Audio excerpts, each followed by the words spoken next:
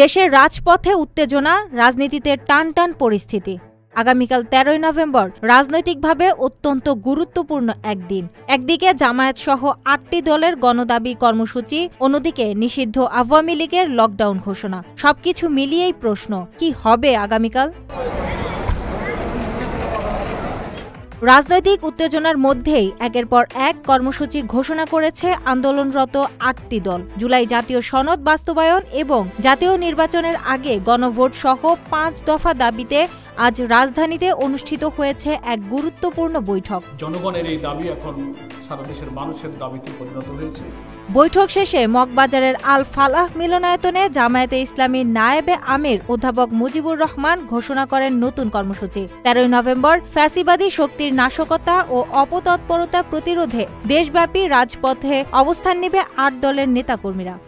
আন্দোলনরত ৮ দলের ঘোষিত কর্মসূচি ১৩ই নভেম্বর বৃহস্পতিবার ফ্যাসিবাদী শক্তির নাশকতা ও অপতৎপরতা প্রতিরোধে ৮ দলের নেতৃবৃন্দ সর্বস্তরের জনশক্তি সহ দেশব্যাপী রাজপথে অবস্থান করবে। ১৪ই নভেম্বর সারা দেশে জেলা ও মহানগর পর্যায়ে বিক্ষোভ মিছিল এবং ১৬ই নভেম্বর শীর্ষ নেতাদের বৈঠক শেষে নতুন দিক নির্দেশনা আসবে বলে জানানো হয়। আমরা জনগণের ন্যায্য দাবি তুলে ধরেছি।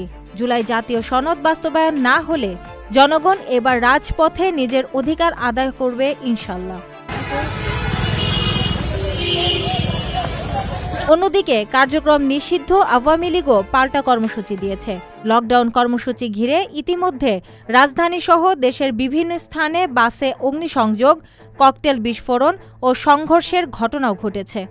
আইনশৃঙ্খলা বাহিনী বলছে, কেউ বিশৃঙ্খলা করলে কঠোর ব্যবস্থা নেওয়া হবে। ডিএমপির কমিশনার শেখ মোহাম্মদ সাজ্জাদ আলী বলেন, রাজধানীতে অতিরিক্ত পুলিশ মোতায়েন করা হয়েছে। হেলমেট ও মাস্ক পরে হামলার চেষ্টা রোধে চেকপোস্ট বাড়ানো হয়েছে। কোনো সন্ত্রাস সহ্য করা হবে না। এদিকে রাজধানী জুড়ে টহল দিচ্ছে পুলিশ, র্যাব ও বিজিবি।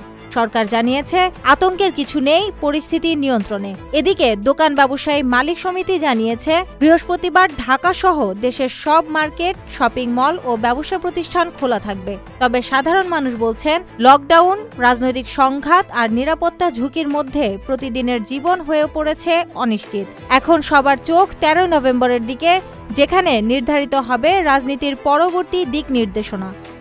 প্রিয় প্রবাসী, আমরা যারা প্রবাসে কাজ করি, পরিশ্রম করি, আমরা সবাই চাই দেশে একটা ঠিকানা হোক, কিন্তু ভয় পাই প্রতারণা হবে কিনা, নিরাপদ কিনা, টাকাটা হারাবে না তো। আজ আমি এমন একটা প্রজেক্ট সম্পর্কে বলবো যেটা এই ভয়টা দূর করে দিয়েছে। তার নাম প্রবাসীর সিটি লিমিটেড। প্রবাসীর সিটি বাংলাদেশের প্রথম স্মার্ট শেয়ার ভিত্তিক রিয়েল এস্টেট প্রজেক্ট। মানে আপনি মাত্র ৫ লাখ টাকা বিনিয়োগে ১% শেয়ার কিনতে পারবেন আর ৫ বছরে পাবেন দ্বিগুণের বেশি হালাল মুনাফা। তাহলে আর অপেক্ষা কেন? এখনই যোগাযোগ করুন স্ক্রিনে দেওয়া নাম্বারে। প্রবাসীর সিটি লিমিটেড প্রবাসী হেলিকপ্টারের একটি অঙ্গ প্রতিষ্ঠান।